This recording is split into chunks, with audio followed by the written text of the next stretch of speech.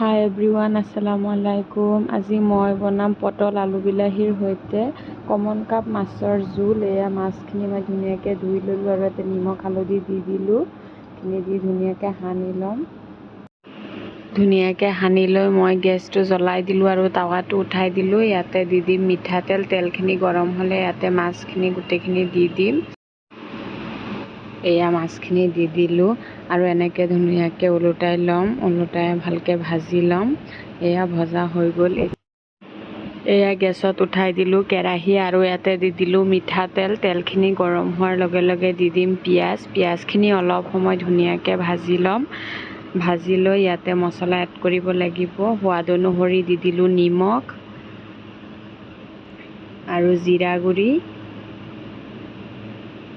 হালধি গুড়ি আৰু দি দিম জলকীয়া গুড়ি। এইখিনি দি মছলাখিনি ভাজি ল'ম। ভাজি লৈ ইয়াতে পানী এড কৰিব লাগিব। এয়া পানী দি দিলোঁ। পানী দি মছলাখিনি ধুনীয়াকৈ ভাজি ল'ম তেল বিৰিঙি ওলাই অহালৈকে। তেল বিৰিঙি ওলাই আহিলে জানিব মছলাখিনি ভজা হৈ গ'ল।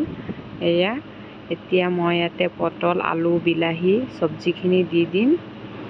চব্জিখিনি দি ভালকৈ লৰাই দিম। লৰাই ঢাকনখন অলপ লগাই দিম যাতে মছলাখিনি ধুনীয়াকৈ সোমাই যায়। এয়া চাওক, অলপ অলপ সিজি গৈছে আৰু মছলাখিনিও সোমাইছে।